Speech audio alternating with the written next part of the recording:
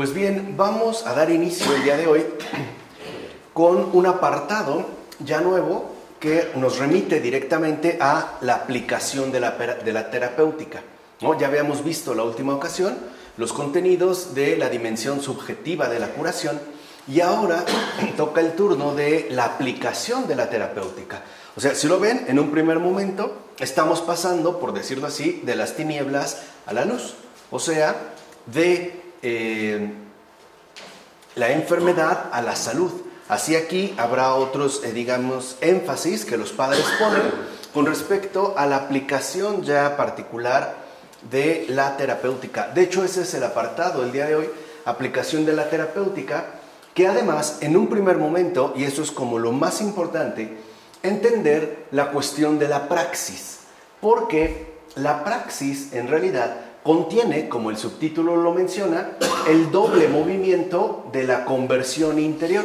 Esa es la praxis, ¿no? La última ocasión nosotros habíamos insistido en el significado, o más aún, la significación profunda que contiene justo lo que llamamos conversión. No se limita a una situación externa, ¿no?, más o menos aceptable, sino que tiene que ver, en pocas palabras, con una modificación total de todo lo que somos. Ahora, esta conversión interior que los padres, a la que los padres denominan praxis, está basada en un doble movimiento. O sea, podemos decir, para empezar, que la conversión de las potencias, facultades, energías, emociones del alma, mediante la que se efectúa el paso de la enfermedad, ya sabemos, ¿no?, de las pasiones a la salud, o sea, de las virtudes, se realiza, de hecho, a partir de dos movimientos simultáneos. Son estos dos movimientos simultáneos los que van a caracterizar, en efecto, lo que llamamos la conversión interior. Y a grandes rasgos podemos decir lo siguiente: el primero de estos movimientos consiste en apartarlas, o sea, todo lo que hemos mencionado, las facultades, las potencias, las mociones, las fuerzas, etcétera, ¿no?, apartar todo esto del mal. Es decir, en dejar de hacer mal uso de ellas y, por tanto, en liberarlas de las realidades carnales. Ya también habíamos visto a qué se refiere esto de carnal. Entonces, estos dos movimientos que se tienen que vivir simultáneamente consisten en, el primero, apartar toda nuestra humanidad del mal, ¿no? En particular, haciendo referencia a los constitutivos o los constituyentes del alma. Por su parte, el segundo movimiento, que es de hecho correlativo con el primero, o sea, el apartarse del mal, consiste más bien en el hecho de dirigirlas por completo hacia las realidades espirituales, es decir, en dirigirlas completamente hacia Dios. Entonces podemos decir que la praxis, en efecto, contiene un doble movimiento simultáneo que, en términos resumidos, consiste en lo siguiente: apartarse del mal para adherirse al bien. O sea, no solamente nos apartamos del mal para quedar como exentos de este padecimiento, sino que lo hacemos, ¿no?, nos apartamos del mal para poder orientarnos y adherirnos completamente a el bien. O sea, en este caso a las realidades espirituales, es decir, para quedar ya completamente orientados y adheridos a Dios. Y cabe mencionar que este doble movimiento antes mencionado, ¿no?, primero, apartarse del mal, y segundo, dirigirse hacia el bien, contradice, de hecho, ese otro doble movimiento por el cual el ser humano causó su caída y que se perpetúa en todo pecado. Entonces lo que vemos es que la praxis consiste en contradecir aquello que en efecto causó nuestra humana caída, y que de hecho será el que se perpetúe en todo pecado. Pues por este doble movimiento, el ser humano, aquí vemos lo inverso. Primero, se aparta de Dios. O sea, hicimos justo lo contrario, ¿no? Apartarnos de Dios, o sea, del bien, y volvernos hacia las realidades carnales. Entonces, podemos hablar de un doble movimiento saludable. En la visión de los padres, la praxis involucra, pues, el retornar de nuevo a nuestro estado primigenio de salud original. Esa sería la recuperación de la salud. Pero tendríamos ahora que ir hacia lo opuesto, ¿no? Tendríamos que realizar Un movimiento, como también lo mencionamos la última ocasión, en sentido contrario. Ahora, es un doble movimiento, ¿no?, saludable, porque nos devuelve de nuevo a nuestro estado de salud, al que Dios mismo nos invita, tanto por boca del salmista como del apóstol Pedro. Por ejemplo, en el Salmo 36, versículo 27, y en la primera carta del apóstol Pedro, capítulo 3, versículo 10, se retoma esta invitación, que se resume en lo siguiente: apártate del mal y haz el bien. Ese es el doble movimiento simultáneo que condensa esto que en efecto llamamos praxis, o sea, apartarse del mal y hacer el bien, de manera conjunta. Si yo me aparto del mal, pero no hago el bien, no estoy realmente teniendo una conversión. O por el contrario, si hago el bien, pero no por ello me aparto del mal, igualmente sigo estando en un estado enfermizo. O, dicho de otra manera, como dijera San Máximo el Confesor: combate a tus enemigos, las pasiones, y lucha por adquirir las virtudes, ¿no?, por permitir que éstas emerjan. Y para que emerjan, pues habrá que combatir todo aquello que en este caso las están obstaculizando, es decir, las pasiones. Entonces, apartarnos del mal es, ¿no?, erradicar las pasiones del alma, para que a través de esta liberación podamos en efecto hacer el bien, o sea, consagrarnos a las virtudes. Así pues, el primero de estos movimientos consiste en separarse del mal. Es una separación que se realiza, según las palabras de San Pablo, mediante una crucifixión de la carne con sus pasiones y sus deseos. Es lo que menciona, por ejemplo, en la carta a los Gálatas, capítulo 5, versículo 24. Una crucifixión de la carne con sus pasiones y sus deseos. Ahora, recordemos, y esto es importante, que la palabra carne, ¿no?, o hace rato que hablábamos de el apegarse a los deseos carnales, etc., la palabra carne no designa el cuerpo. Ese no es su significado netamente bíblico, sino que cuando se habla de carne, se está haciendo referencia, como se menciona en la carta a los Romanos, capítulo 2, versículo 8, a la ley del pecado. Entonces, cuando dice San Pablo una crucifixión de la carne con sus pasiones y sus deseos, lo que está diciendo es una crucifixión de esta ley del pecado, ¿no?, que nosotros poseemos, con sus respectivas pasiones y sus deseos. Y que además está presente dicha ley del pecado tanto en el alma como en el cuerpo del hombre caído, y por tanto sometido al mal. O sea, pareciera pues indiscutible que es esta ley del pecado la que parece como impulsarnos e incluso en gran medida motivarnos a cometer el mal. Ahora, cuando una persona comete el mal es porque está sometido a él, o sea, porque el mal tiene una influencia sobre esta persona y por ende tanto en su alma como en su cuerpo.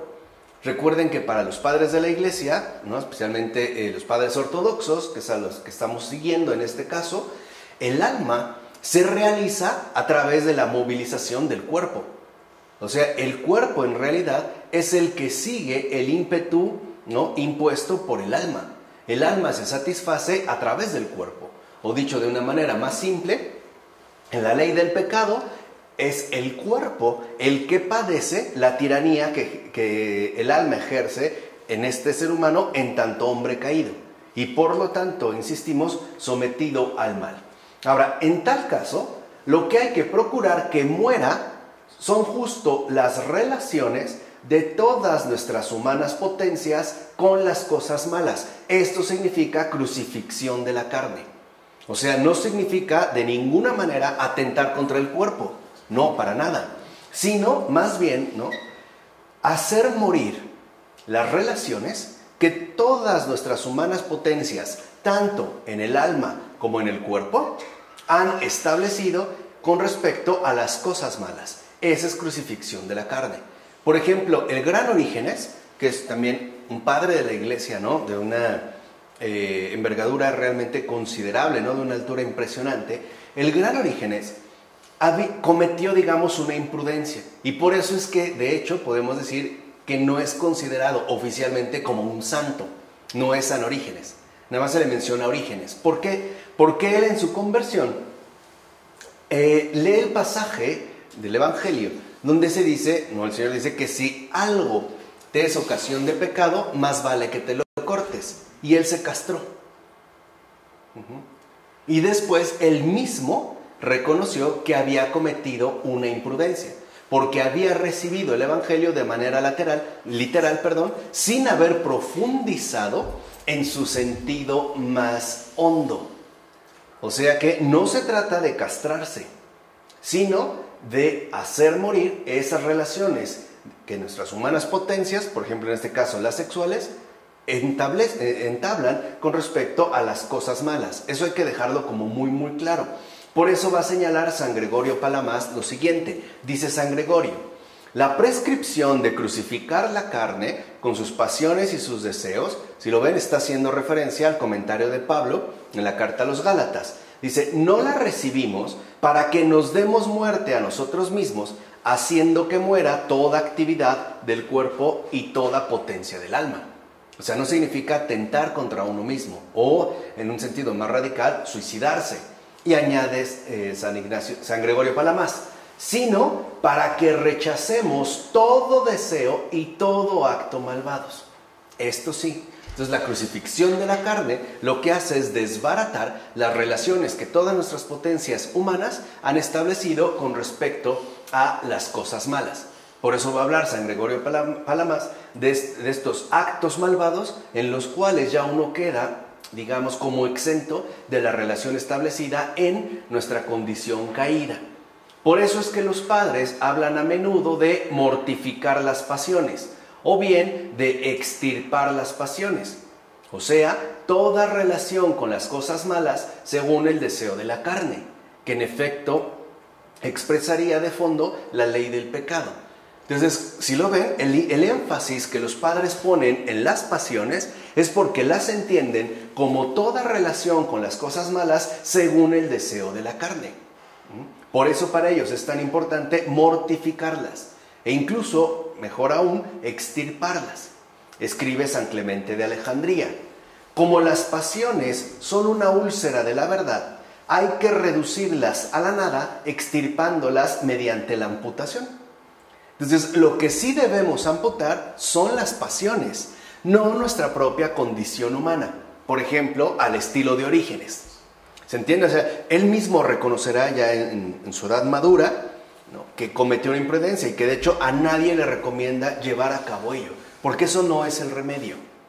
Por ejemplo, puede ser que yo me castre y no obstante siga teniendo, por ejemplo, fantasías sexuales bien elaboradas, incluso vividas como si se tratara de experiencias reales. ¿Se entiende? Esto hay que tenerlo como muy claro. Por eso aquí lo que tenemos es que habríamos que extirpar las pasiones, amputarlas del alma, no atentar contra nuestra propia realidad encarnada, o sea, contra nuestro cuerpo, ni siquiera contra nuestra alma, sino que, como dice San Clemente de Alejandría, lo que tendríamos que hacer es extirparlas mediante la amputación. ¿Qué significa entonces en este caso la amputación? Una ruptura tajante con todo acto malvado. O sea, no pactar con las cosas malas a través de cualquiera de mis respectivas potencias. ¿Se entiende? O sea, es no tener ningún tipo de vínculo con las cosas malas a través ni de mi cuerpo ni de mi alma. No es, digamos, cancelar por completo este tipo de relación con las cosas malas. Ahora, y esta operación, esta amputación, como lo menciona San Clemente de Alejandría, esta mortificación de las pasiones, este acto de extirparlas de nosotros, ¿no?, mediante la cual el ser humano se hace violencia a sí mismo, como lo menciona Jesús en el Evangelio de Mateo o en Lucas, constituye de hecho su tarea primera, si es que quiere curarse de todas sus enfermedades y alcanzar la salud y los demás bienes celestiales. Entonces aquí lo que podemos ver es que cuando se habla de hacernos violencia, se está hablando en un sentido estrictamente espiritual. O sea, anular por completo la vinculación que solemos establecer en tanto, ¿no?, nos mantenemos en nuestra condición caída con las cosas malas a través de todas nuestras humanas potencias. Y esto en efecto involucra una violencia, ¿no? Un rechazo de aquello hacia lo que suelo tender. Por ejemplo, si yo tengo el deseo de robarme tal cosa, no sé, una computadora, el hacerme violencia de tal manera que no llegue al acto no es cosa sencilla. O sea, sí involucra un acto de violencia hacia uno mismo. O sea, por ellos están como muy conscientes que en efecto, este acto de violencia es como, digamos, como el inicio primordial para alcanzar una adecuada curación. Por decirlo de otra manera, mientras una persona no quiera romper el vínculo que tiene con las cosas malas, no puede realmente curarse. En términos contemporáneos, nosotros lo hemos reformulado de esta manera. Si una persona no quiere dejar, por ejemplo, un vicio, ¿no? Como lo vimos con Thomas Keating, en el sentido amplio de su significación, no se puede hacer nada al respecto. O sea, si no está decidido, ¿no?, a rechazar el mal que le aqueja, o sea, a oponerse pues a su enfermedad y con ello mostrar un deseo sincero de curación, no se puede iniciar un proceso de recuperación. Eso es justo lo que ya habían mencionado los padres. Por eso San Clemente de Alejandría aconsejará con frecuencia lo siguiente, y que me parece que es también como una recomendación bastante accesible y también como bastante fácil, ¿no?, de llevar a cabo. Dice San Clemente de Alejandría: esforcémonos por pecar lo menos posible. O sea, San Clemente de Alejandría se percata muy bien de que nosotros, humanamente hablando, en relación con esta violencia, ¿no?, hacia nosotros mismos, puede ser algo que se lleve de manera gradual. Porque a veces pensamos, por ejemplo, ¿no?, que esta ruptura tajante con nuestras respectivas enfermedades tendría que ser como de tajo, ¿no? Tendría que ser, digamos, como de golpe. Y la realidad es que no es así. O sea, San Clemente de Alejandría, ¿no?, nos aconseja ir poco a poco en esta extirpación. O sea, esforcémonos por pecar lo menos posible, de tal manera que avancemos en la anulación del mal y el apego al bien. Y esto sería ciertamente algo gradual. Por ejemplo, a lo mejor alguien comete un acto, un pecado también en cuerpo y alma. A lo mejor después ya no en cuerpo, pero todavía en alma. Pero bueno, ya es un avance. A lo mejor después ya ni siquiera lo tendrá en pensamiento. A lo mejor después ya no en afecto. Pero creo que sí es importante que al menos nos demos cuenta que esta violencia no tiene por qué ser ni inmediata ni definitiva, sino que la podemos asumir, esta violencia, ¿no?, hacia uno mismo, como algo que en efecto podemos alcanzar de manera gradual. ¿Cómo? Pues como nos recomendó San Clemente de Alejandría, esforzándonos por pecar lo menos posible, hasta llegar quizá al punto en el que casi no pecamos. Y quizá, ¿no?, llegar digamos, a un estado óptimo donde el pecado lo cometemos excepcionalmente. Y quizá lleguemos al punto donde, aun siendo pecadores, ya no incurremos en pecado. Pero que sea justamente algo gradual. ¿Se entiende? Ahí está el esfuerzo. Porque si no, nos podemos engañar e incurrir en desánimo. Por ejemplo, me quiero librar de una pasión que yo tengo y al no conseguirlo me desanimo. O bien porque considero de que no soy capaz de realizarlo, entonces no vale la pena, ¿no?, esforzarme por luchar contra ello, o bien me frustro. Por ejemplo, suponiendo que no estoy haciendo lo adecuado, que tendría que empeñarme más y por lo tanto también recriminándome mis respectivos fallos. No, caminemos como lo hacemos, paso a paso. Por eso también los programas de recuperación, los programas de apoyo, ¿no?, para salir de adicciones, de problemas, de desórdenes, o sea, de las pasiones, también son paso a paso. Es un proceso gradual, o sea, es un proceso de maduración. Y esto creo que es un consejo, ¿no?, que podemos aplicar a la vida humana en su conjunto.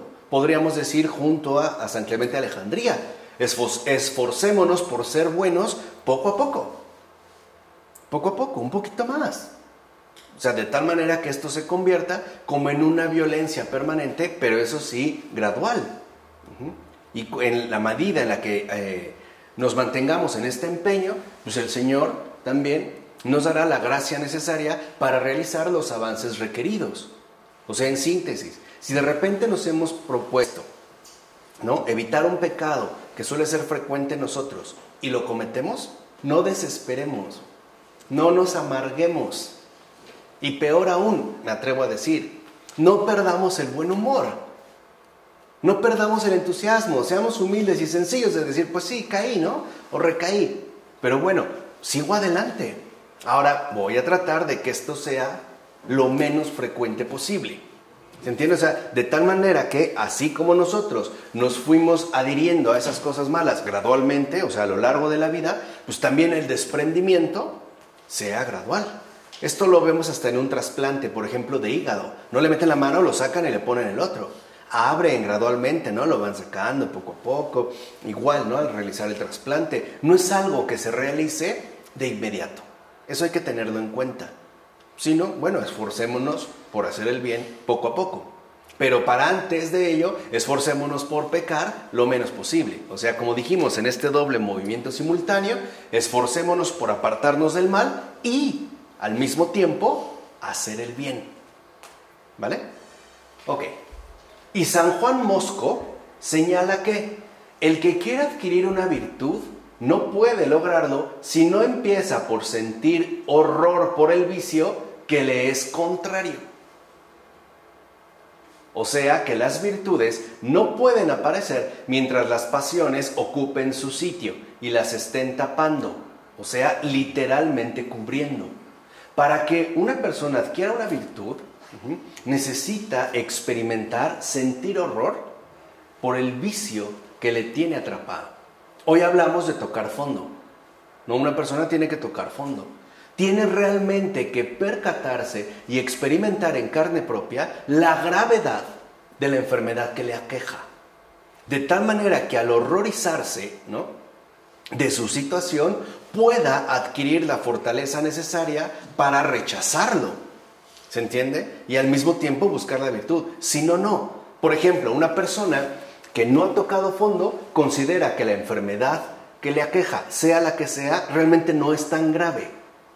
O sea, que no es algo que debiera rechazar de manera taxativa, sino que, bueno, pues sí, no es como un desorden que suele ahí tener, pero que en realidad no implicaría ningún tipo de rechazo completo. ¿Entiende? Entonces, lo que vemos es que sí es fundamental el experimentar el horror del vicio que nos aqueja, para que al mismo tiempo busquemos nosotros la adquisición de esa virtud que estamos anhelando. O sea, si uno no experimenta la gravedad del mal en carne propia, no encontramos motivo suficiente para expulsarlo de mi propia vida. Por eso hay personas que, dado el momento, a lo mejor han tocado un fondo fuerte, ¿no? Y lo primero que se cuestionan es, ¿cómo fui capaz de hacer algo así? Y se horrorizan de sí mismos. Y esto es lo que les permite entender la gravedad de lo que están padeciendo. Y por lo tanto, iniciar ahora sí un proceso sincero de recuperación. ¿De acuerdo? No es lo que dice San Juan Mosco. Ahora, por su parte, San Isaac el Sirio explica que las pasiones son un muro delante de las virtudes escondidas en el alma. Entonces, si lo ven, las pasiones serían algo así como una costra que ha taponeado, literalmente cubierto, las virtudes que en efecto pertenecen al alma. Son un muro. Entonces, lo que hay que hacer es extirparlas, o sea, derribarlas. De tal manera que al extirpar estas pasiones emerjan entonces las virtudes. Y añade San Isaac el Sirio: si no comienzan por ceder y caer estos muros, entonces las virtudes ocultas en el interior, en el alma, no se dejan ver. O sea, mientras nosotros sigamos sumergidos en la enfermedad, no podemos ver la posibilidad real de nuestra respectiva recuperación. Primero tienen que comenzar por ceder. ¿Cómo? A través de ejercer esta violencia sobre uno mismo. Hasta que en el empeño gradual que vamos realizando, ya no solo empiezan a ceder estos muros, sino que finalmente caen. Y al caer se revela lo que en efecto permanecía como escondido, o sea, las respectivas virtudes. Ahora bien, esto significa llevar a cabo la eliminación gradual de lo que en el ser humano es ciertamente antinatural, ¿no? Ya hemos insistido varias veces en que para los padres la enfermedad es antinatural, lo mismo que las pasiones. Lo que es natural en nosotros es la salud, es decir, las virtudes, ¿no? El mal es antinatural, el bien es lo natural, ¿no? Y habíamos dado ejemplos que por eso cuando nos enfermamos buscamos recuperarnos. No es lo habitual. Ninguno de nosotros, les decía, ha dicho, ay, ¿cómo me duele el estómago? Ahora ya se me antojaría un dolor de cabeza insoportable. Ninguno. O sea, lo que buscamos es la recuperación. Esta vuelta del alma al estado que le es propio y natural es un despojarse de todo elemento extraño, o sea, añadido, como hace notar San Gregorio de Niza. O sea, quitar esta costra para que se muestre la piel verdadera, en este caso del alma. Y de hecho, a tal eliminación de esto ajeno, de esto extraño, de esto antinatural, o sea, de las pasiones, es que se ordenan las diferentes prácticas ascéticas. O sea, ¿cuál es la finalidad de la vida ascética, de la ascesis en general? Eliminar todo aquello que en principio no nos corresponde. Amputar todas las pasiones que se han ido desarrollando a lo largo de nuestra vida. Y a veces lo harán incluso con bisturí, ¿no? Tratando de cortar todo este tejido que está como estorbando a las virtudes y por lo tanto las están como taponeando y no nos permiten por eso realizarnos en el bien, tal y como hemos sido creados en principio, ¿vale? Esa es la ascesis. O sea, en un sentido, digamos, inmediato, la ascética lo que quiere es eliminar los malestares que padecemos. Y al mismo tiempo, al eliminar estos malestares, o sea, las pasiones, promover la emergencia, ¿no? La salida a la luz de aquello que por esencia nos constituye, o sea, el bien y las virtudes. Como indica San Juan Damasceno, la ascesis y sus dificultades se conciben no para adquirir la virtud, como si esta última fuera algo que procede del exterior, sino por el contrario, para expulsar de uno mismo las pasiones antinaturales venidas de fuera. Entonces, a nosotros, ¿de dónde nos ha venido el mal? De fuera. En el Génesis esto es como muy evidente. Adán y Eva se mantienen en el bien en sí mismos. Tiene que llegar de fuera algo ajeno y extraño. Por eso también, ¿no? Se simboliza con la figura de la serpiente como algo que no tiene que ver con lo humano, para que este mal se pueda introducir, ¿vale? Y esto hay que tenerlo como muy presente. En el Génesis, esa es justo la enseñanza que se nos da. O sea, de que estas, digamos, influencias negativas o malas son justo lo que nos viene del exterior. Aquello que en principio no correspondería con nuestra propia naturaleza, sino que tiene que ver más bien con algo extraño. Ha habido, lamentablemente, homicidas que en efecto han relatado que antes de cometer el crimen escuchaban una voz que le decían haz esto o haz aquello. Claro, nuestra inteligente modernidad considera que son alucinaciones psicológicas, perturbaciones mentales, pero ellos aseguran de que algo exterior les hablaba o les decía o les sugería. Además, no lo identifican como algo propio, sino como una voz que me habla desde fuera.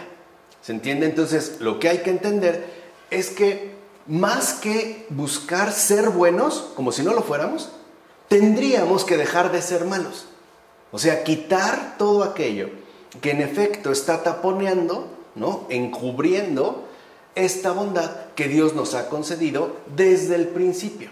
Entonces, lo antinatural es lo que expulsamos.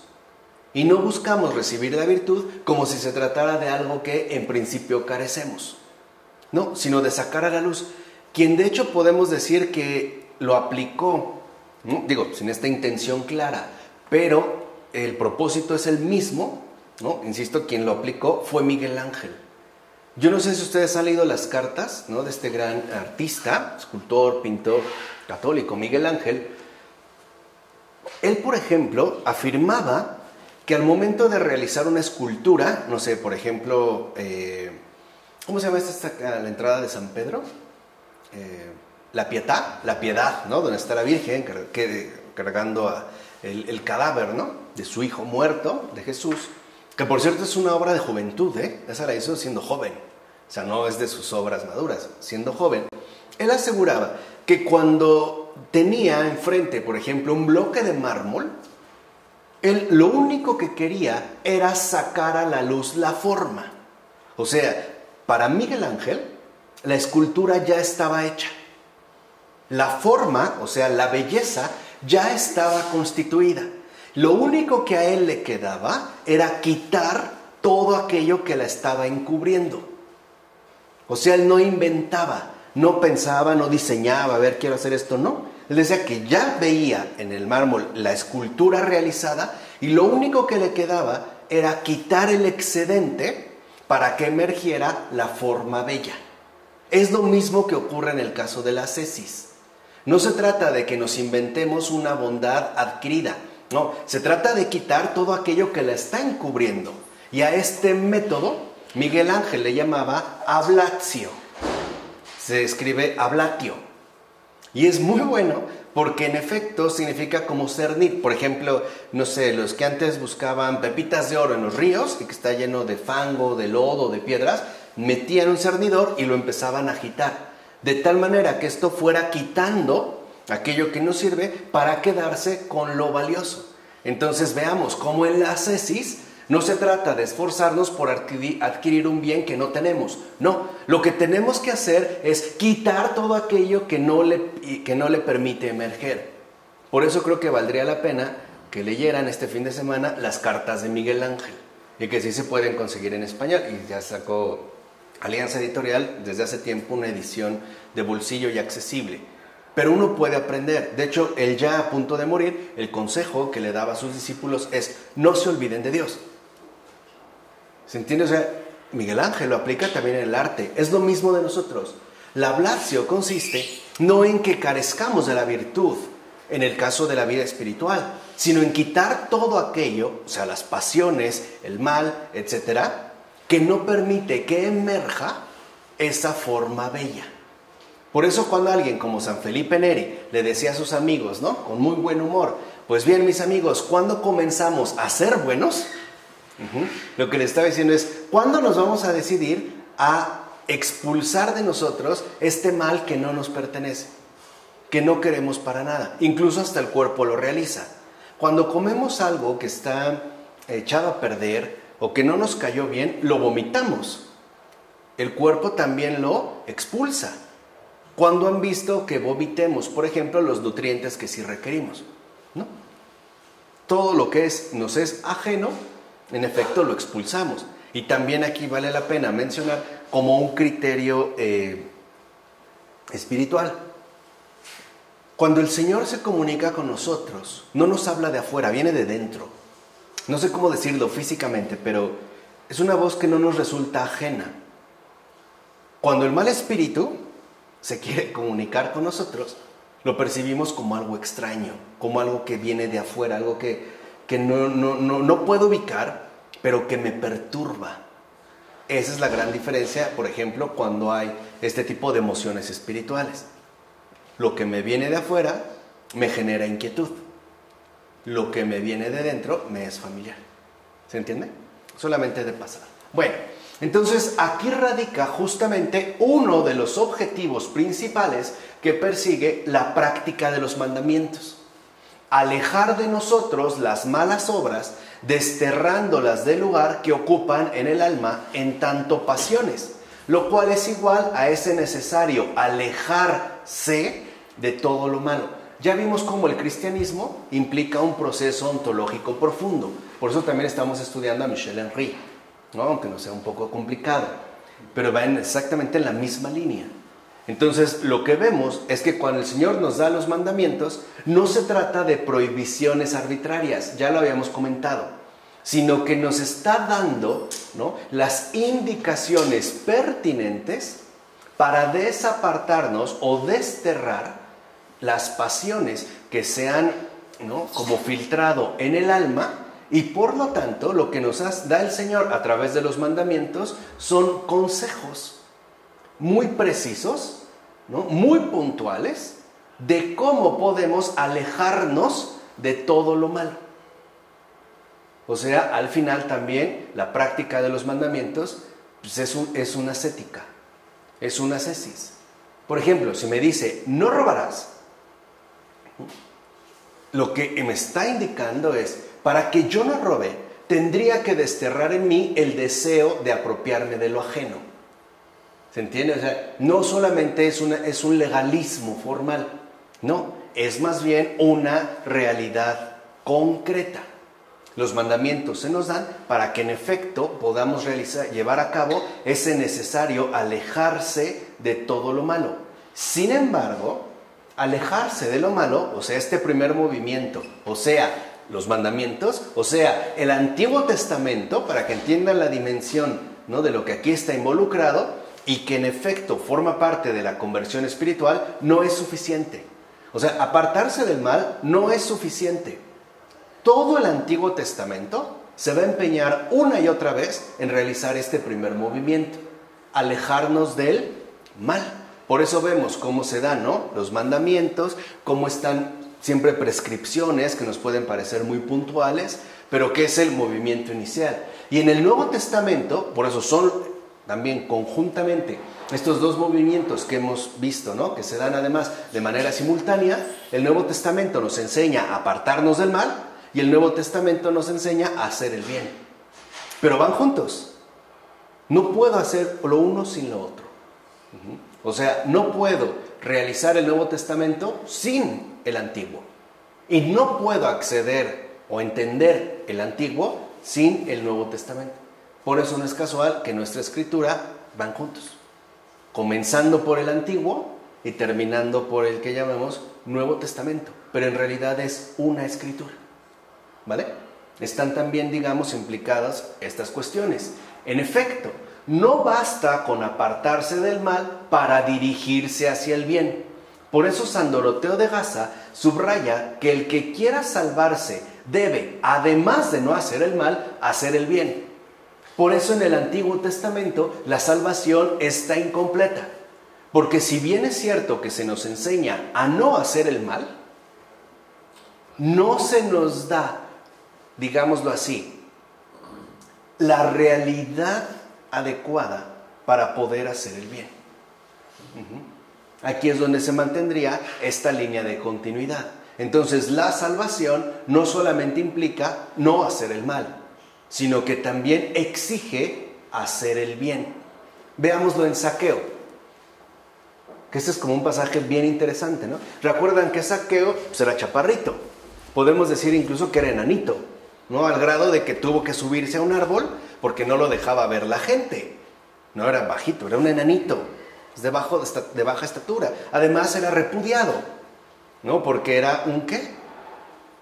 Un publicano, un recaudador de impuestos. Pero cuando pasa Jesús, ¿no?, y lo que estás tratando de buscar es ver a Jesús y lo ve, Jesús le dice a Zaqueo que baje, ¿no? Le dice, porque hoy iré a cenar a tu casa. Cuando llega Jesús a su casa, ¿no?, y Jesús termina diciendo, ¿no?, hoy el reino de Dios, ¿no?, ya se ha hecho presente. Si se acuerdan, lo que hace Zaqueo es justo este cumplimiento de conversión total. Primero dice, Señor, ¿no?, acepta que ha hecho el mal. ¿Se acuerdan o no? Sí. En el pasaje de Zaqueo. Primero acepta que ha hecho el mal, pero no se queda con eso. Dice, ahora yo te prometo que voy a dar toda la mitad de lo que tengo a los pobres, ¿no?, y además haré esto y esto. O sea, en Zaqueo se cumple esta salvación. Zaqueo se aparta del mal, pero además ¿qué? Hace el bien. Por eso lo que vemos es que en la figura de Zaqueo vemos el cumplimiento de esta salvación. Y es lo que dice Jesús, ¿no? Yo te aseguro que hoy, ¿no?, a esta casa, a este hogar, ha llegado el reino de Dios. O sea, ha llegado la salvación. Y eso es a lo que nos ayuda Jesús. Ya no solo apartarnos del mal, sino además hacer ¿qué? El bien. Porque hacer el bien es algo que solo Dios hace. ¿Se entiende? O sea, que solo lo puede hacer bien. Entonces ahí es donde entraría también ya de lleno la gracia. Ahora, Cristo mismo pone como condición para acceder al reino que cada uno no solo tome su cruz, sino que lo siga, ¿no? Lo anuncia en Mateo, capítulo 10, versículo 38. Veamos, ¿qué significa tomar la cruz? Hacerse violencia uno mismo. ¿Qué significa seguirlo? Hacer el bien. ¿Qué pasó ahora con el joven rico al que se le acerca a Jesús, ¿no? Preguntándole sobre los mandamientos? Se entristece. Claro, ¿y por qué se entristece? Bajo esa perspectiva entendemos. Porque él está, ¿no?, dispuesto a hacerse violencia, pero ya no está dispuesto a hacer el bien. Cuando Jesús le dice, perfecto, ahora ve y vende todo lo que tienes, repártelo entre los pobres, después toma tu cruz y sígueme, ahí que le dice, no, ya no.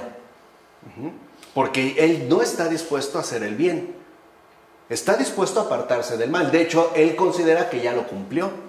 Por eso cuando se le acerca, ¿no, maestro? Está buscando a sí mismo una adulación de parte de Jesús. Ah, qué buen alumno, ¿no? Has cumplido la ley, qué bueno, te has apartado del mal. Sí, pero no, eso no basta. Te has apartado del mal. Ahora también tienes que, ¿qué? Hacer el bien. Y eso es a lo que ya no está dispuesto. Por ejemplo, a veces en situaciones más ordinarias, si una persona nos ofendió, quizá estemos dispuestos a perdonarla, pero no a ayudarla. O sea, me alejo del mal, por ejemplo, tratando de apartarme de cualquier tipo de resentimiento, pero no estoy dispuesto a dar el paso cristiano, a hacer también el bien. Por ejemplo, ayudarla, o más aún, amarla. A lo mejor quiero romper, ¿no?, cualquier tipo de trato y no saber más, para no hacer daño, pero no estoy dispuesto a cumplir lo que Jesús nos ha dicho. Así pues, es en la orientación positiva de todas las facultades y potencias humanas hacia las realidades espirituales, o sea, en la práctica activa de las virtudes, donde en efecto se realiza esta recomendación de hacer el bien y se efectúa, por tanto, el segundo movimiento de la conversión espiritual. Y por supuesto, cabe mencionar que los dos movimientos son complementarios: apartarse del mal y hacer el bien.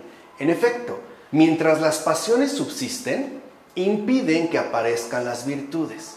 Por consiguiente, es necesario luchar contra ellas para suscitar la emergencia de las virtudes. Y a la inversa, la aparición de las virtudes, es decir, la práctica del bien, hace que las pasiones desaparezcan. Por eso San Ireneo menciona que si la muerte, al apoderarse del hombre, ha expulsado de él la vida y ha hecho de él un muerto, con cuánta más razón la vida, al apoderarse del ser humano, expulsará la muerte y volverá al hombre vivo. Acuérdense que hay una cita, ¿no?, que es frecuentemente mencionada de San Ireneo, de que la gloria de Dios consiste en el hombre que vive. Sí, pero el hombre que vive, el hombre vivo, se refiere a aquel que ha cumplido el doble movimiento de la ascesis espiritual. O sea, por un lado, aquel que ya en efecto se ha apartado del mal, pero por otra también hace el bien. ¿De acuerdo? Por su parte, San Simeón, el nuevo teólogo, escribe que a medida que el sol se levanta, la oscuridad retrocede y se desvanece. Del mismo modo, cuando brilla la virtud, la maldad es expulsada como una oscuridad. Por eso, si lo recuerdan, Pavel Florensky, que sustenta todo su posicionamiento filosófico-teológico en los padres de la Iglesia, ¿no?, lo hemos señalado en varias ocasiones, y en particular en los padres ortodoxos, habla de que en realidad el proceso fundamental de un ser humano es pasar de las tinieblas a la luz. En ir, como lo dice San Simeón, en ir como disipando esa oscuridad, o sea, esa maldad que tenemos, en la medida en la que emergería la virtud en nosotros. O sea, en la medida en la que nosotros buscamos ir extirpando las pasiones, estos desórdenes, para que vaya emergiendo la luz de la virtud. No es la imagen que coloca en este caso San Simeón. Así pues, las virtudes aparecen como medios para someter y expulsar a las pasiones. O, según la terminología médica que los padres utilizan, las virtudes son más bien remedios. Y esta me gusta más. O sea, antídotos para curar y restablecer las potencias del alma a partir de la práctica activa del bien. Entonces, cuando nosotros, en efecto, ya realizamos este doble movimiento, es porque al mismo tiempo estamos, ¿no?, mermando lo que quede del mal en la medida en la que nosotros nos concentramos en el bien. Es lo que decía San Clemente de Alejandría: esforcémonos por pecar lo menos posible. O sea, irlo disipando gradualmente de tal forma que se alcance justo lo contrario. Mayor virtud, menor mal. Pero también es al revés. Si yo no practico la virtud y el mal se apodera, entonces estas virtudes sustanciales, mi bien, parecerá incluso prácticamente extinto. Esto sucede en casos límites donde podemos llegar a suponer que un ser humano está completamente apoderado del mal. No sé si han visto, por ejemplo, juicios que han hecho, no sé, asesinos seriales, donde pareciera que no hay nada bueno en él. Y ahí nos equivocamos. No es que no haya nada bueno, es que está sobresaturado de mal y no alcanzamos a ver ese bien de fondo, ese bien esencial que en efecto lo constituye, que también es la tesis que sostiene Thomas Keating. Si se acuerdan, en la oración centrante, Thomas Keating insiste una y otra vez que la oración centrante nos ayuda a traspasar, ¿no?, esas capas de maldad que se han ido acumulando en nosotros hasta volver de nuevo a nuestra bondad original, porque ahí es donde nosotros llevamos a cabo el encuentro con Dios. ¿Se entiende? Es para que vean cómo es como una misma línea. O sea, es la tradición viva a la cual, gracias a Dios, pertenecemos. Entonces, de este modo, poseemos, dirá San Gregorio de Niza, el objeto buscado por la exclusión progresiva de su contrario. O sea, en la medida en la que yo excluyo el mal en mi vida, en esa misma medida podré recuperar el objeto que busco, o sea, la virtud. ¿Se entiende? Aquí es como hay una, reciprocidad, pero, como hemos insistido, en sentido contrario. Ahora bien, puede parecer inconsecuente afirmar, como hemos hecho, que por una parte, la eliminación de las pasiones devuelve al ser humano a su estado natural al permitir que reaparezcan las virtudes.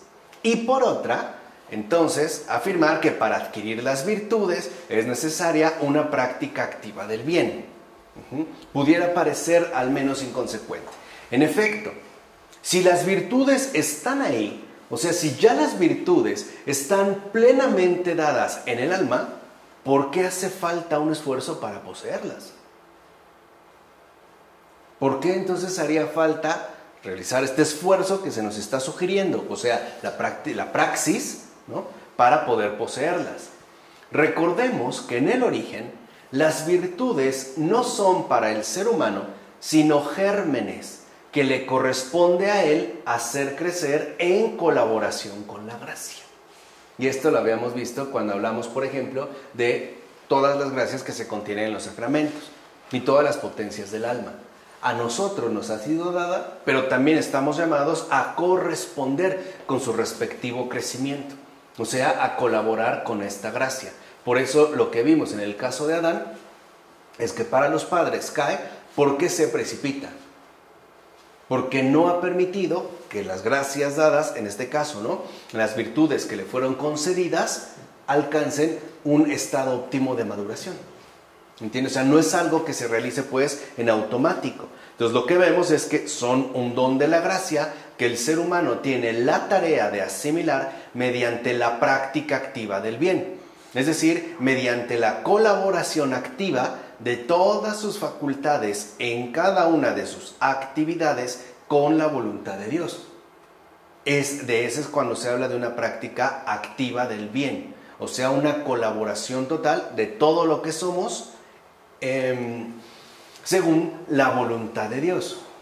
No es algo que ya esté terminado, es algo que nosotros tendríamos, en efecto, ¿no?, o con la cual tendríamos que compenetrarnos y comprometernos. Y dicha colaboración es justo la que instaura la realización concreta del proyecto divino, ciertamente inscrito en la naturaleza humana. Si no fuera así, Entonces nosotros no tendríamos opciones de crecimiento. Seríamos como una especie de autómata acabado y definitivo que desconocería por completo la libertad. Por eso, aunque esta libertad implique un riesgo enorme, por ejemplo, de incurrir en pecado, es preferible a un simulacro de libertad. O sea, aquí es donde veríamos pues estas implicaciones. Pues bien, habría que subrayar que este proceso de crecimiento, como el de la conversión espiritual que subyace a él, es teantrópico, ya que supone la plena sinergia, o sea, esta colaboración mutua del esfuerzo humano y la gracia divina. Es lo que ya también de lo que se había percatado en su momento un San Agustín. Hay una frase también mencionada de él que dice: Señor, nos creaste sin ti, pero no nos salvaremos sin ti. Y a esto es a lo que se refiere. Tendríamos pues que colaborar con este ofrecimiento que Dios nos dirige. Así pues, debemos tener muy en cuenta lo siguiente: si bien los esfuerzos del ser humano son indispensables para la asimilación de la gracia, porque estos dones ya nos han sido concedidos, no para su adquisición, sino para su asimilación, solo esta permite, o sea, la gracia, la culminación de sus humanos esfuerzos. De hecho, es el Espíritu Santo quien renueva, purifica, santifica y lleva al ser humano a la perfección. Y aquí hay a veces un error, incluso podemos decir teológico, en el que podemos incurrir fácilmente. Confundimos asimilación con culminación. O sea, pensamos que lo que Dios nos ha concedido, yo lo tengo que llevar a su término definitivo. No es así. A nosotros nos toca involucrarnos, compenetrarnos, ¿no?, con Dios. Y de tal manera hacerlo mediante un esfuerzo, ¿no?, sincero, permanente, gradual, de asimilación. Pero eso no nos conduce de manera directa a la culminación, porque esa es justo la respuesta que Dios nos va a dar de nuestra respectiva asimilación. Entonces podemos decir que Dios nos da una donación. A nosotros nos toca la asimilación, no solos, con Él, y es Él el que finalmente también lleva a cabo la culminación. Por eso el propio Jesús en el Apocalipsis de Juan dirá: yo soy el alfa y la omega. O sea, Él es la donación plena. A nosotros nos toca colaborar con Él, la asimilación, pero la culminación también es obra suya. Por eso Moisés, dicho sea de paso, no entra a la tierra prometida. A él le toca acompañar al pueblo de Israel en su respectivo proceso de asimilación. ¿Qué es lo que tiene que asimilar el pueblo de Israel? O sea, ¿por qué 40 años dando vueltas alrededor de un desierto? Que no me van a decir que era enorme. 40 años, o sea, no estamos hablando de 40 horas, son 40 años. Porque la misión de Moisés es muy específica.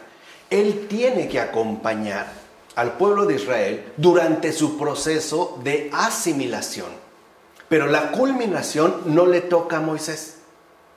Por eso ve la tierra prometida de lejos, pero muere, no entra. Él no entra. Y no es porque no fuera bienvenido o porque no se lo hubiera ganado, es porque no le corresponde.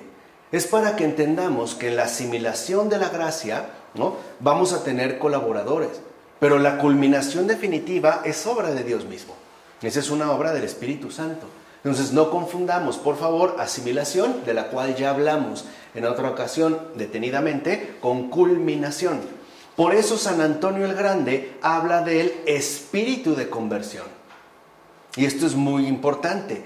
Es espíritu de conversión que, como dice San Antonio, acude en ayuda de aquellos que emprenden este camino, que se ponen a la delantera para hacer más leve el combate y suave la obra de su conversión. Ojo, más leve el combate, no lo anula, y sí lo hace más suave, pero no lo aniquila. Y que, como añade San Antonio, les muestra a las vías de la ascesis corporal e interior cómo convertirse y permanecer en Dios, su Creador, que vuelve perfectas sus obras. Ahí encaja más lo que hace rato comenté. Lo que tiene que aprender el pueblo de Israel, y recuerden que el pueblo de Israel es figura de toda persona humana, ¿no?, concreta, es cómo convertirme, cómo asimilar la gracia y por ende cómo permanecer en Dios. Por eso se da el episodio del becerro de oro. Moisés sube, ¿no?, al Sinaí, y ellos se descuidan y rompen esta permanencia en Dios. Vuelven otra vez a los hábitos que habían adquirido en una tierra extraña, o sea, en el país de Egipto.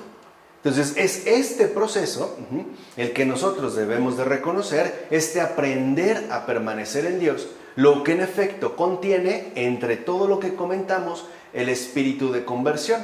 De ahí que San Máximo, al recordar esta doble operación, con ayuda del Espíritu Santo, diga lo siguiente: se trata de que se asemeje a la perfección a la muerte de Cristo, en lo que concierne a la mortificación del pecado, y se asemeje a la perfección a su resurrección, en lo que concierne al cumplimiento de la virtud. Entonces vean, en esta imagen de San Máximo aparece algo muy hermoso. Jesús va a la cruz con todo el pecado del mundo. Y Él también quiere que aprendamos a crucificar el pecado existente en cada uno de nosotros. ¿Se entiende?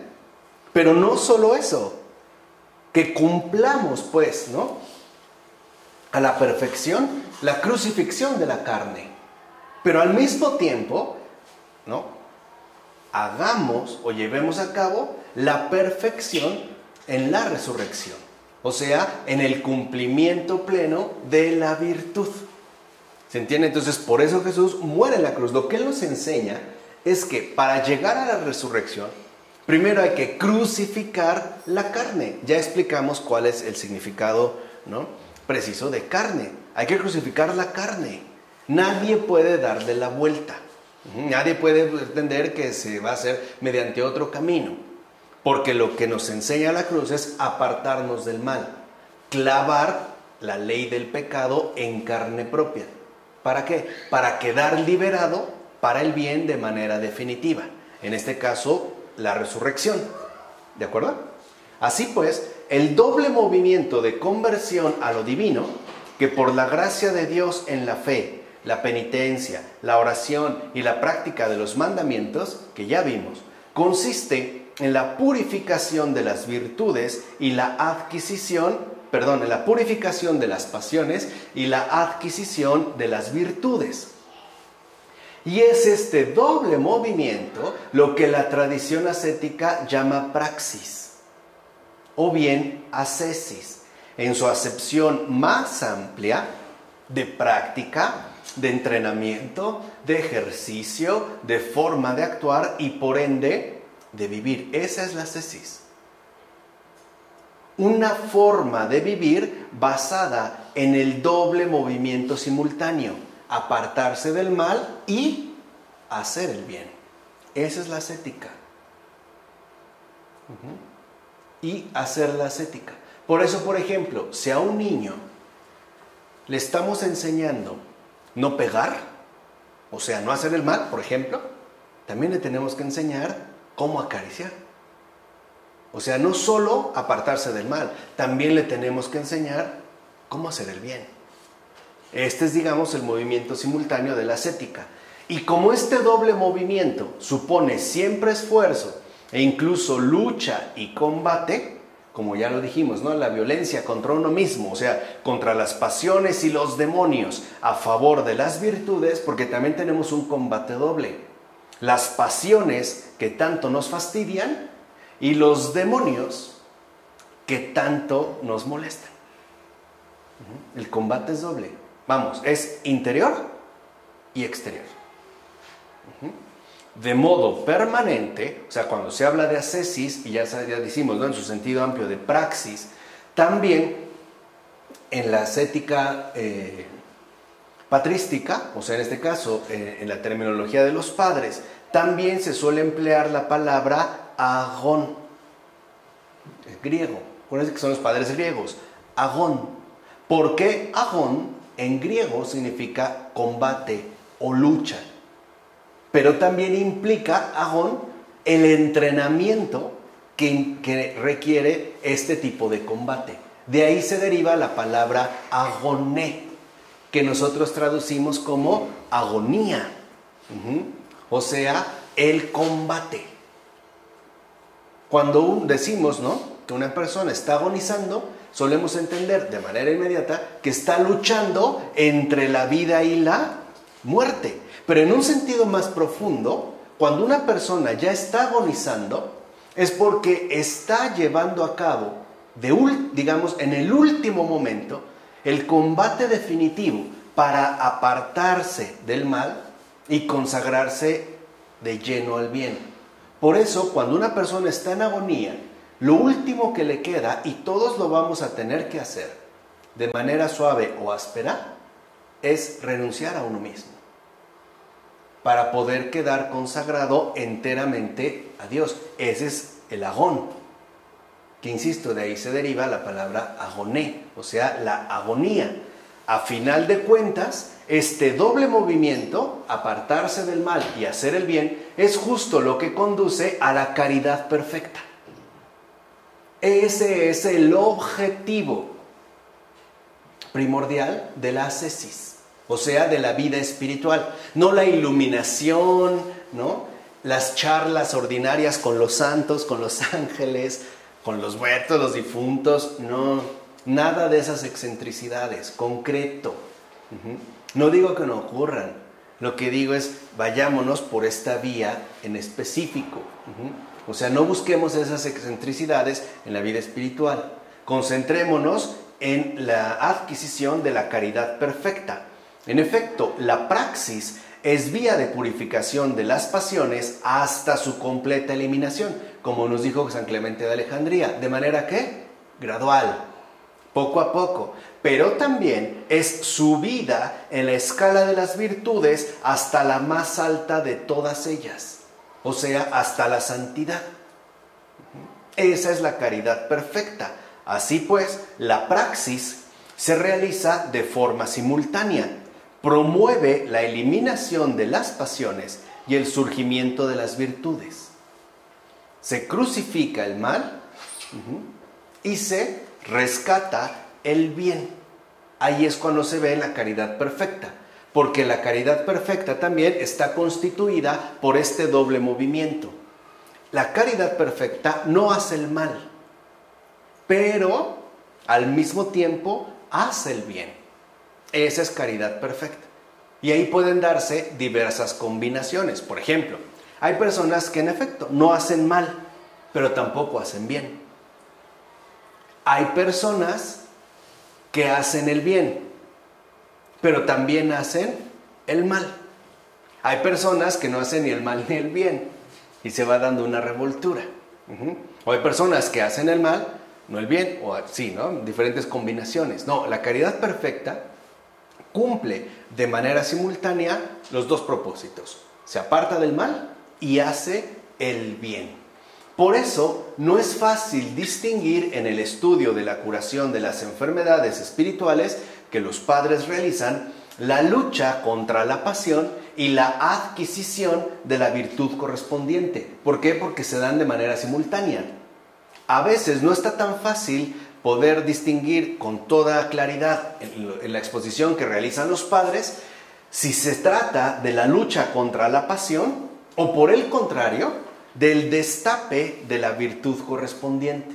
Pero hay que entender que se implican y se corresponden, ¿no?, estas dos dimensiones. Y a esto además habría que añadir otra dificultad. Como hemos visto, todas las pasiones están en relación unas con otras y se implican mutuamente, y cada una de ellas engendra todas las demás. Ya lo estudiamos cuando abordamos las pasiones. Ahora, en consecuencia, el combate contra una pasión particular, por ejemplo, la lujuria, deberá ir acompañado necesariamente de un combate contra todas las demás pasiones. De no ser así, entonces quedará sin efecto el combate realizado. Porque mientras estuviéramos combatiendo una pasión aisladamente, las otras nuevamente empezarían a ganar terreno. Este es, observa San Gregorio Magno, uno de los sentidos del siguiente pasaje del libro de Job. En el libro de Job, capítulo 6, versículo 18, se dice: sus caminos giran sobre sí mismos.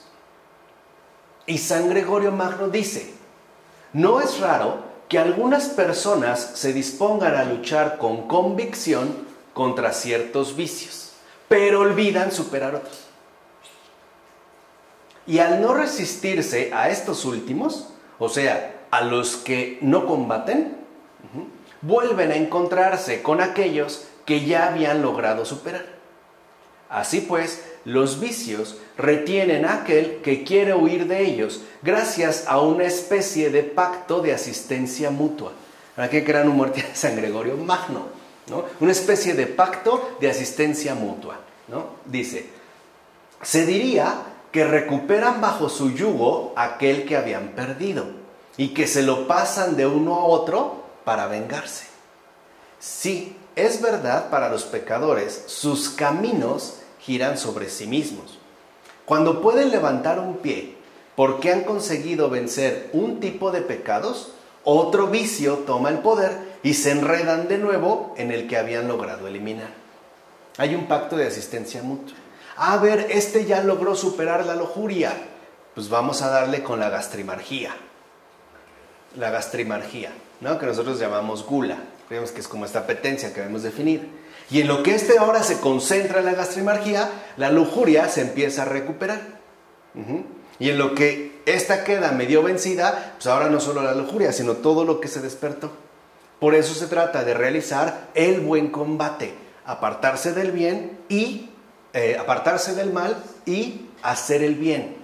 No tratar de focalizarlo de una manera, digámoslo así, aislada. Por eso cuando vimos las pasiones, los padres nos dieron una metodología muy precisa que nos indicaba, ¿no?, por lo menos rasgos generales que podríamos seguir todos y cada uno de nosotros. Por ejemplo, la gastrimargía era como la niña, ¿no?, que es el cebo para abrirle a todos los demás, porque la veríamos como algo inofensivo, porque tiene que ver con nuestras necesidades digestivas, o sea, con el acto de comer, que no lo podemos saltar. Es que tiene de malo, no hay problema. Pero es como estas niñas que utilizan algunos grupos criminales, ¿no?, que van y tocan a la casa, lo puedes ver como una niña y abres, y de repente te llegan los otros y la niña se va, porque la creemos indefensa. Pero sin esa niña, los otros no entran. ¿Se entiende? O sea, aquí habría que repasar cuál era la manera de entender esas múltiples conexiones que se suelen establecer con las pasiones. Ahora bien, las virtudes, lo mismo que las pasiones, están ligadas orgánicamente entre ellas. O sea, si nosotros trabajamos una virtud, otras también irán fortaleciéndose. De hecho, como dijera San Clemente de Alejandría, una es la potencia de la virtud. O bien, según San Juan Casiano, una es la naturaleza de todas las virtudes, aunque parezcan divididas en numerosas especies de distintos nombres. O sea que una virtud depende también ¿de qué? De otra. Si yo no trabajo una virtud, afectaré a todas aquellas con las que se relaciona de manera ciertamente cercana. Y aunque no llegue, es como esto, no sé cómo le llaman, pero cuando se colocan un montón de fichitas de dominó, ¿no?, y que pueden hacerla de 500,000 fichas, de 1,000,000 de fichas, y aunque tarde, o sea, con que yo suelte la primera, hasta la última, llegará esta repercusión. Lo mismo pasa aquí, en el caso de la virtud. Hay una vinculación orgánica, o sea, están relacionadas unas con otras.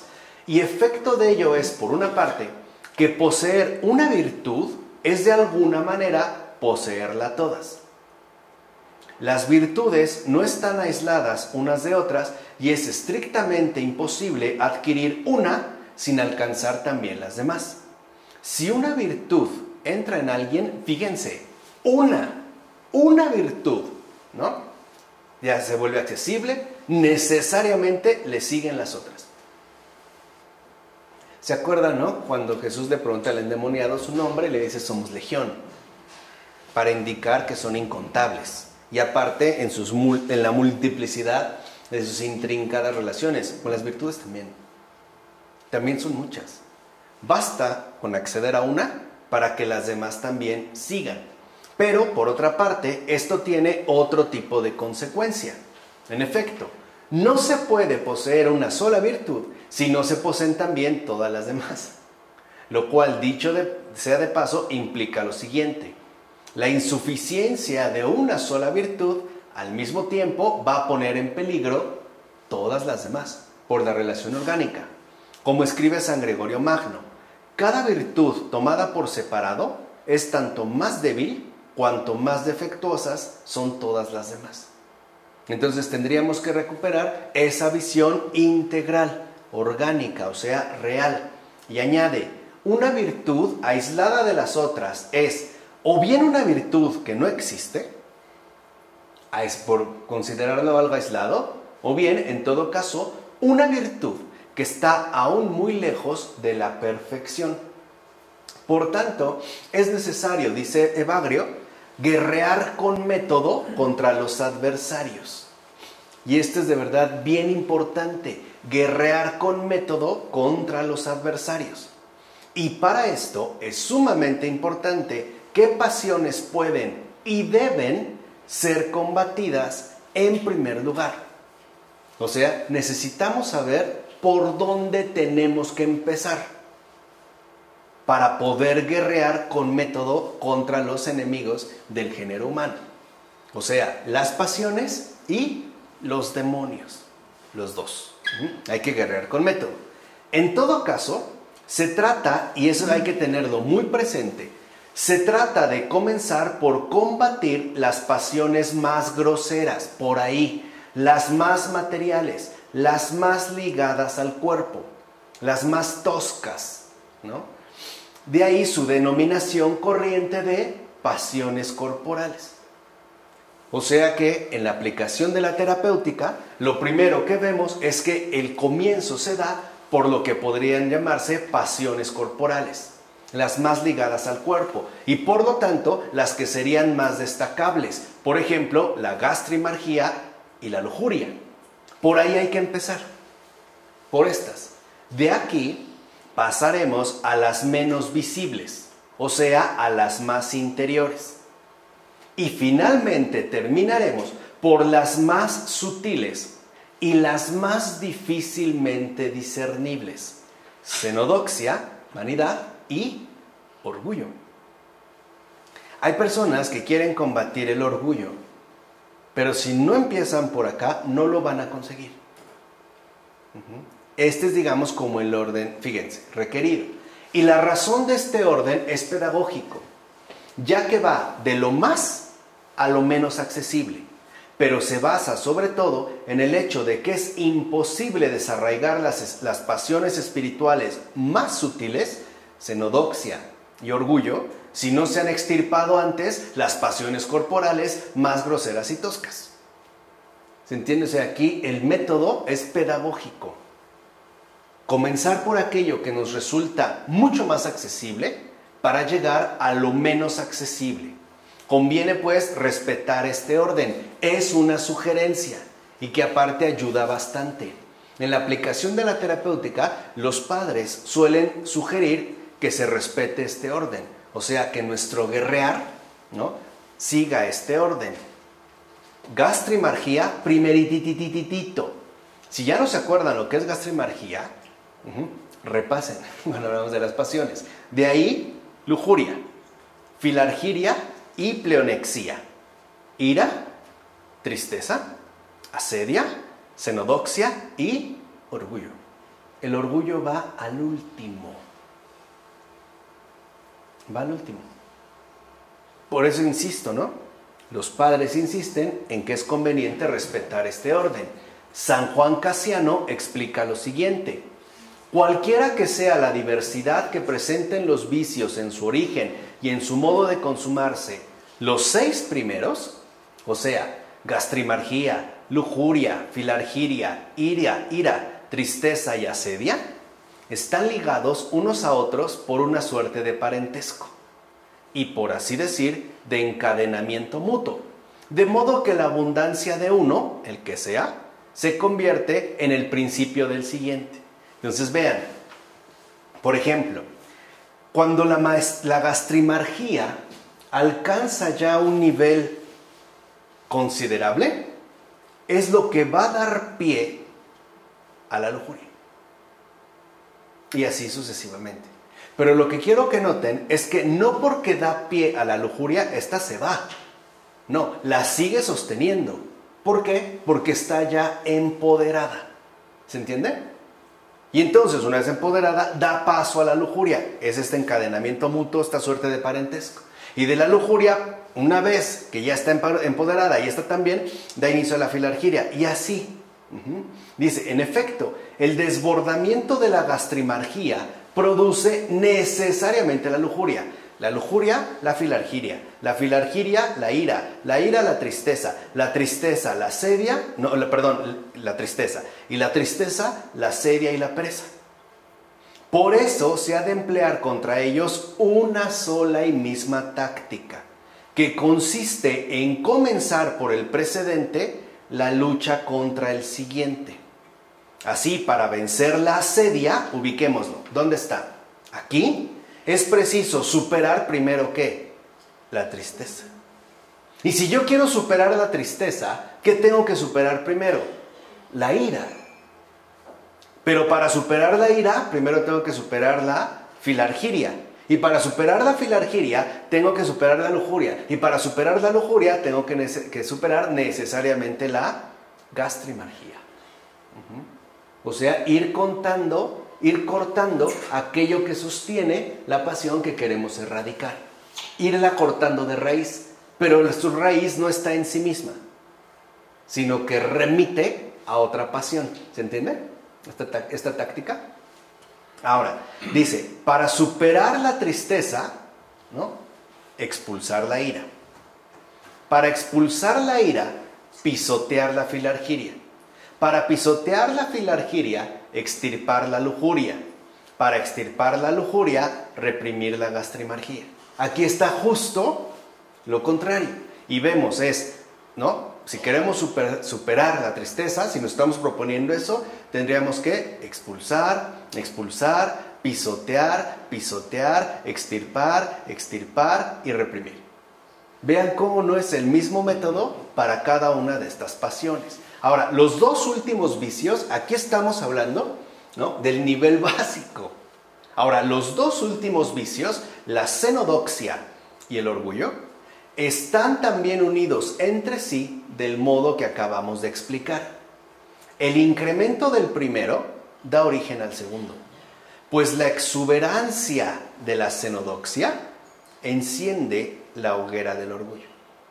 O sea, la exuberancia de la vanidad es el combustible necesario para que se encienda la hoguera del orgullo.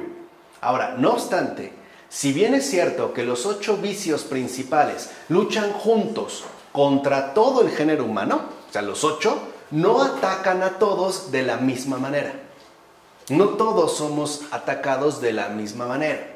Por eso el mismo San Juan Cassiano hará notar que el orden que hay que seguir en la lucha no es idéntico para todos. Digo, este es un orden que, dijimos, ¿no?, convendría respetar, porque se está pasando de lo más tosco a lo más sutil y tendría una relación más o menos clara. Pero no es necesario, porque no vamos a ser todos atacados de la misma manera. Por ejemplo, alguien se puede ver fuertemente atacado por la lujuria, otro por la tristeza, otro por la sedia. ¿Qué tenemos que hacer? Remitirnos al orden en el que se expusieron, nada más. Cambiar el orden, pues, de las pasiones, pero seguir ese mismo, ¿no?, método inverso. Porque añade Juan Cassiano, ya que el ataque no se realiza de la misma manera. Así que cada uno tendrá que ordenar el combate según qué enemigo le presione más. En cada uno de nosotros hay un enemigo que presiona más y hay una pasión que destaca por encima de las otras. En alguno puede ser la filargiria. Y no crean que porque alguno está más atacado por el orgullo, es peor que el que está más atacado por la gastrimargia. Acuérdense, están involucrados todos. A veces, y esta es una estrategia muy diabólica, puede ser que nos veamos como muy presionados por un enemigo en particular, una pasión, no sé, la ira. Pero esto puede ser para que nos descuidemos de la verdadera raíz de lo que nos afecta. O sea, un señuelo. Que nos dediquemos a la ira cuando en realidad no es la ira la que en efecto nos está trastornando, sino, por ejemplo, la lujuria. ¿Se entiende? Sería como un señuelo. Por eso es importante no quedarnos con una de modo aislado, sino tratar de entender cuál es la relación que se tiene una con otra. Y de ahí entonces preparar nuestro respectivo combate. Así pues, añade San Juan Casiano, debemos establecer nuestra táctica según el vicio que ocupa en nosotros el primer lugar y según exige el modo de atacarlo. Entonces, lo primero que tenemos que entender es cuál es el vicio que ocupa el primer lugar en mi persona. Identificarlo con sinceridad, sin disfraces. Y segundo, cuál es el modo de poder atacarlo. Ahora, no obstante, de las 8 pasiones genéricas, hay 3 pasiones fundamentales que engendran las otras 5. Fíjense, a pesar de que estas son genéricas, las que hemos mencionado, y ya estudiamos detenidamente una por una, hay 3 que serían las que en efecto están en la raíz de las otras. Y son la gastrimargía, la filargiria y la cenodoxia. ¿Se dan cuenta cómo no aparece, por ejemplo, la lujuria? ¿O la tristeza? Y ni siquiera el orgullo. Sería lo que nosotros llamamos, ¿no? La gula, la avaricia y la vanidad.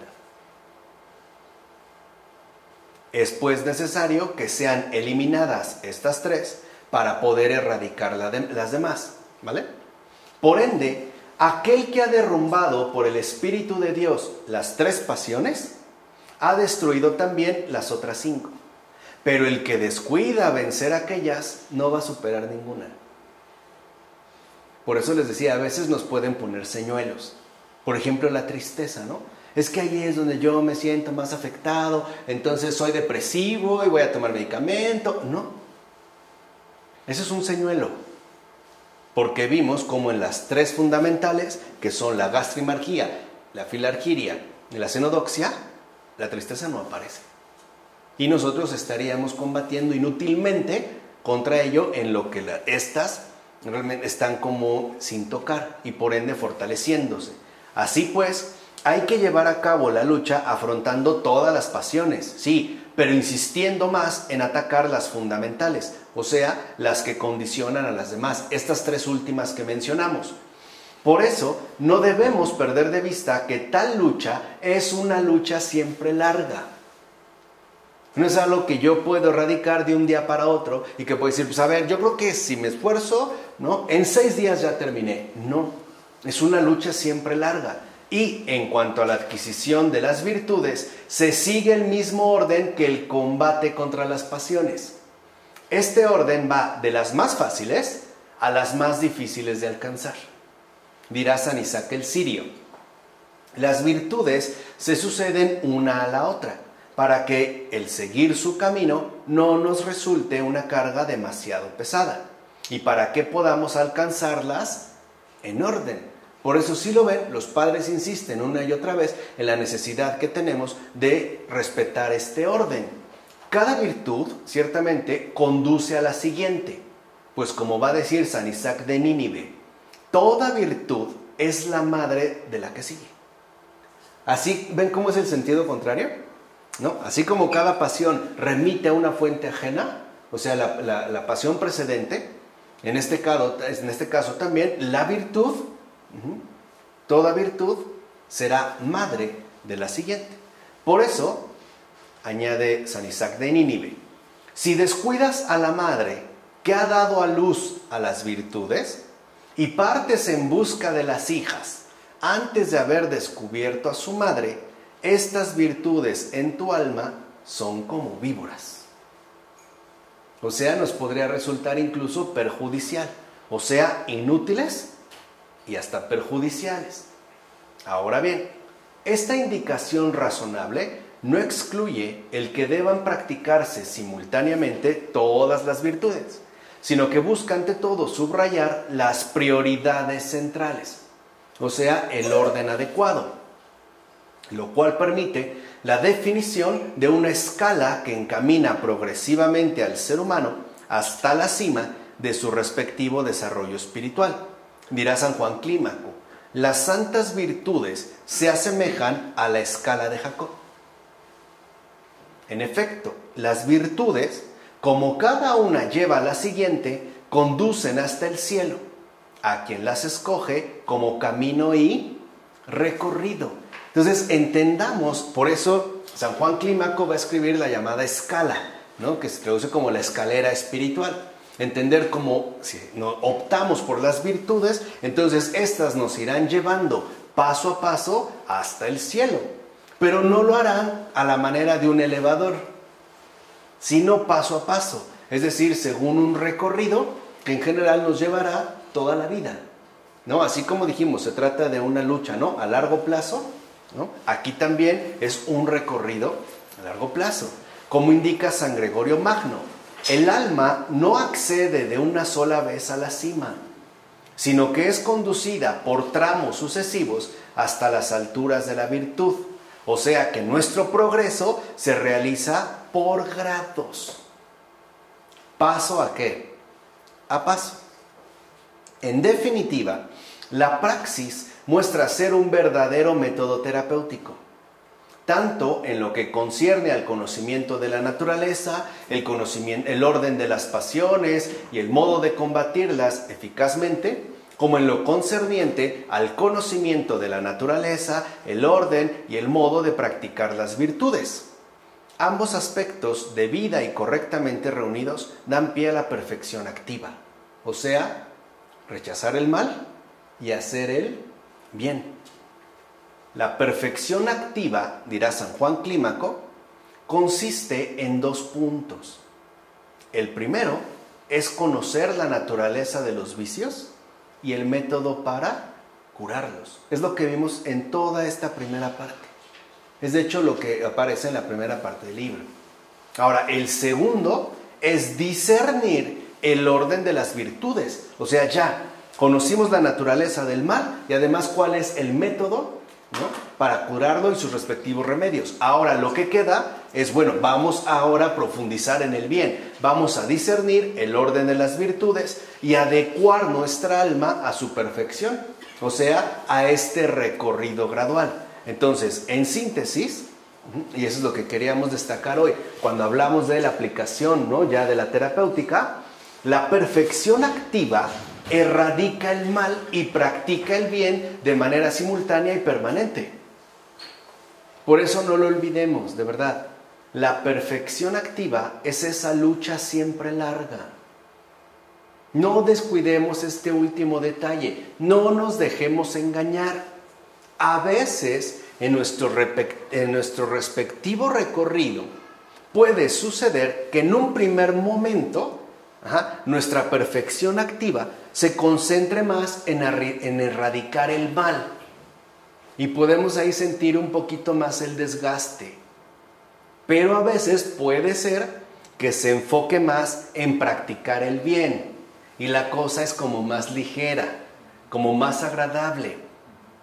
Pero entendamos que ambos aspectos, erradicar el mal y practicar el bien, es algo que ocurre dentro del progreso espiritual, o sea, dentro de nuestro recorrido, ¿no?, a largo plazo, de manera permanente y simultánea. Están los dos involucrados. Por supuesto, erradicar el mal nos es más complicado, porque ya dijimos, involucra hacerse violencia a uno mismo y no es agradable. En cambio, practicar el bien es muchísimo más agradable, porque se hace todavía con mayor ligereza. Pero lo importante es que entendamos en qué consiste, pues, en un rasgo general, lo que sería la aplicación de la terapéutica, es decir, la perfección activa. La siguiente ocasión, ya ahora vamos a ver la práctica de las virtudes genéricas. Así como había, ¿no? ¿Se recuerdan? Pasiones genéricas, estas 3, ¿no? Las 8, pero dentro de las 8 hay 3.